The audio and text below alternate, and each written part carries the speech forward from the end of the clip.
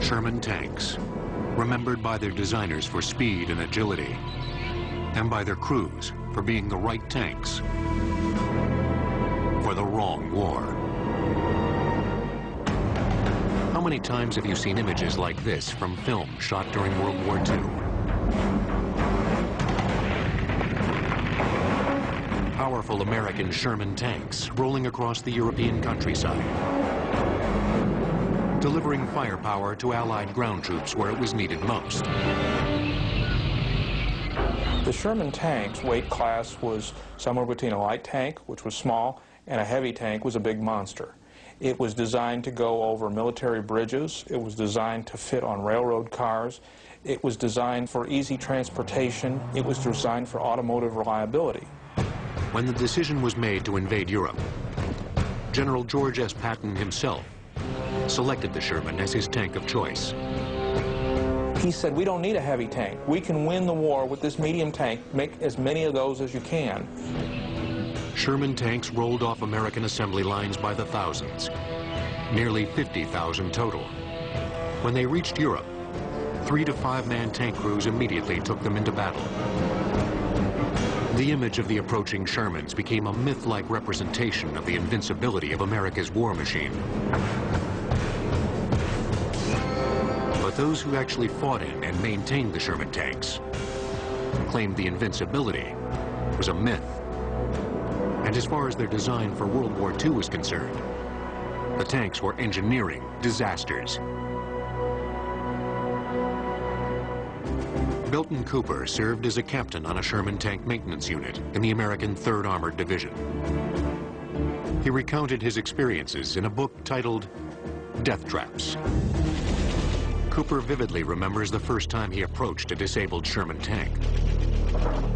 I was devastated. The first shot had gone through the transmission, and in addition to the 4 inches of armor in the transmission, it had gone through a 5-inch steel drive shaft, and that stopped the tank. The second shot hit the top of the turret and cut a 3-inch groove through about 3 inches of armor, and the blast killed the tank gunner. When I saw that, I thought this tank had a protection hole. And then after that, they started bringing tanks in droves with the dead and wounded inside, and it was just terrible. And I knew then that we had an inferior tank. We had short-barreled guns designed to shoot high explosive shells at a fairly low speed, 2,000 feet a second. The German guns would shoot a solid shot at 3,500 feet per second. That meant that they had 2-3 times the penetrating power of our armor-piercing shells.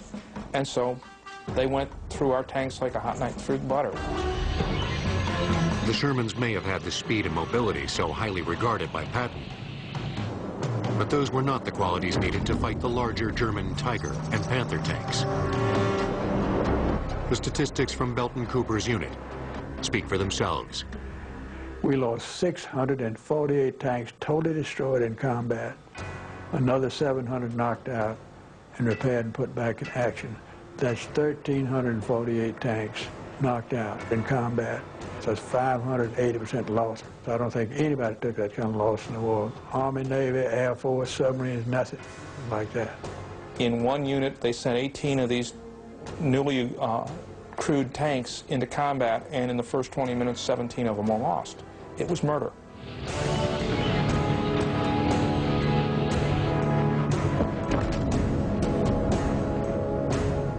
It really was almost criminal what our forces had to put up with because we didn't have the right tanks. Why were the Shermans so vulnerable? For starters, their offensive power was hindered by inadequate weaponry. I have a letter in my file that came from General Eisenhower, and he wrote directly to General Rose, and he said, General Rose, I know you've been losing a lot of tanks. I'd like to have you ask your crew and your tank commanders and your combat commanders why we're losing so many Sherman tanks. And the best answer he gave was by a tank gunner who said, General, in order to knock out a German tank, I've got to get within 600 yards and catch it on the flank. They can knock me out at 2,000 yards head on. For all practical purposes, a Sherman could successfully battle a German tank from just one direction. The only way our tanks could defeat their tanks is if we could run around behind them and shoot them in the rear end where there wasn't much armor. We did that, but typically it would take 5 tanks being blown up before the 6th one got around to shoot a German tank in the back. The mathematics were not good. When it became clear to American tank commanders that their magnificent war machines were so vulnerable, they resorted to makeshift methods that would add defensive capabilities and length to their lives. Anything that they could gather, that they could put on that faceplate to protect it, they even put logs, they put steel plates, they put chicken wire backed up with 4 inches of concrete on the faceplate. Anything they could get on that to give them a threat of survival. But for the most part, any effort to improve the Shermans was futile. To make matters worse, Shermans required highly flammable, high-octane gasoline. Their engines were originally designed for airplanes. In every decision that was made in the development and use of the Sherman, from beginning to end, they had to make choices between options. Okay, we need a high-powered engine with lightweight. Okay, we use this engine. It's an aviation engine. It burns more flammable fuel, but power is the most important thing, power and weight. Or we need a tank that can move very fast to exploit a breakthrough. So we can't have real heavy armor because that would slow it down. We'll have just enough armor for what we think we need.